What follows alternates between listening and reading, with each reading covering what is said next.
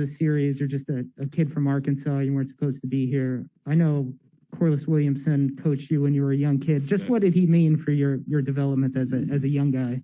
He meant the world to me. Just being able to, go to an NBA player's house and see all the things they have. All the awards he won in college. Like, I wanted to be just like him. I wanted to go to Arkansas. I wanted to win Player of the Year. I wanted to get drafted to the NBA. I wanted all those things for my family as well. I think it was more motivational for me, just being around and being able to see, all the things that he worked so hard for. And I see what hard work can do for a person. And I just kind of took it and ran with it. It was a blessing for me, man, for sure. Yeah, could you kind of point to him as a guy that he made it to the NBA so I could too? Yeah, for sure. Coming from where I come from, man, it's like every 4 or 5 years, like we have a pro. Nowadays, it's gotten better with social media and guys have gotten more opportunity to get noticed and things like that. But when I was coming up, social media just started like taking off a little bit around then. And, nowadays guys have more opportunity, but he was a big part of it. One of his guys, Marcus McCurl and Vincent Mays, who was the assistant coaches on my AAU teams growing up, those guys kind of took the wing, from him once he moved on to UCA and went to college. I was really, really sad when he said that he wasn't going to coach us in AAU no more. He was going to go to college. That kind of really, really stung a little bit. Are you guys still in contact? Do you still lean on him for sure. from time to time? Yeah, he's like a big bro to me, man. He's like a guy that's always been there for me, no matter what, through the highs, the lows, just about life in general. Basketball just a short part of my life. Hopefully I want to play another decade. So after that, I'll still have a long life to live and we'll still be friends and talk about more than just basketball. Yeah, I know. What do you think is the biggest thing he taught you growing up? He just taught me, I think the biggest thing in basketball he taught me is to run the floor hard. That's one thing that, I wasn't really, skilled and talented as a kid. I just always had a motor and played as hard as I could.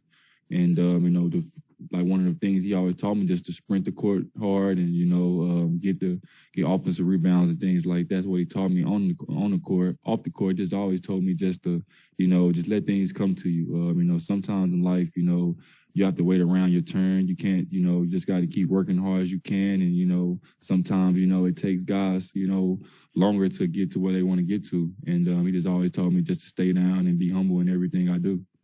Over to Devon on Zoom. Rob Johnson. Hey, Bobby. You being the nonstop energy guy, how do you bring some of that Pfizer feeling to an unwelcoming Phoenix Game 5? Just going out there, just playing my minutes before us, doing all the little things, offensive rebounds, getting some extra possessions for us, talking on defense, just, trying to be as active as I can in my role, knowing that, the minutes I play, I have to play those minutes with force. It's fun playing this game with these guys. Obviously, it's a big game for us in Game 5. It's a pivotal game for us. But I think we're up for the challenge, man. It's going to be a hostile environment for sure. But I can't wait for it. Okay, let's go to Lori Nickel.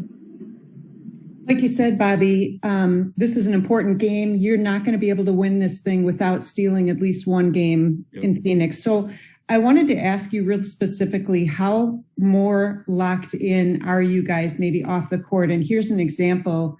When Jay Crowder came back here to Milwaukee, he knows Milwaukee from playing here. He said that he and the guys weren't even going to eat out at restaurants. They were worried about food poisoning, or not worried, but they were just going to be really precautious. Are you guys doing anything extra that's really different for the finals to stay locked in?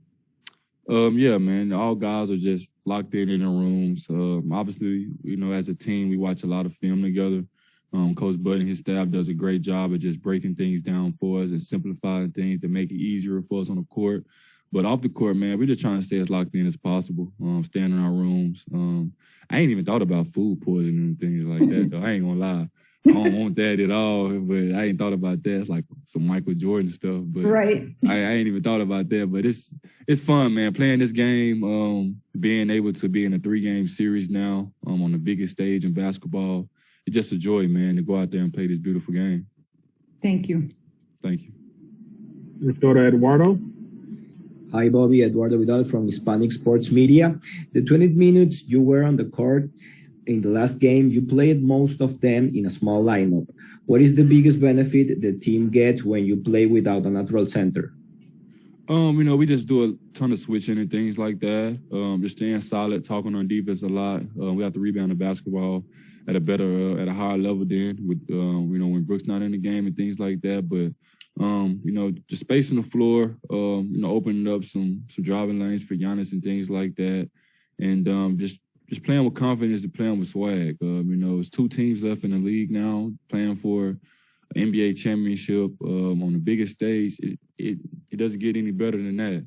I think Coach Bud does a great job, man, of, making the game easier for us and just simplifying it. And that's why we've had a ton of success this offseason. I mean, not offseason, but this postseason.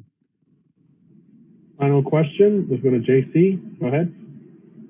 Hey, Bobby. So far, there's been a lot of adjustments in this series, but at this point, what do you feel is the biggest challenge playing against the Suns? They're a great home basketball team, man. They really feed off the crowd. I think anybody is a great home team, man, for sure. It's always tough winning on the road in this league. It's tough winning, period. But them especially, they really, really feed off the crowd. They get going. All their supporting cast play really, really well at home. You've seen the game where Bridges and Campaign and Drake Crowder and all those guys had big games here, game 1 and 2 and things like that. So try to limit the supporting cast as much as we can. Obviously, it's going to be a load. It's going to be a hostile environment. But that's why we play this game for. That's why we work so hard in the off season, during the season. That's why we sacrifice so much to be in this position to, hoist the Larry O'Brien trophy. So I think everybody's locked in. And I think when tomorrow comes, I think everybody will be ready to roll. Thanks, Bobby. Thank you.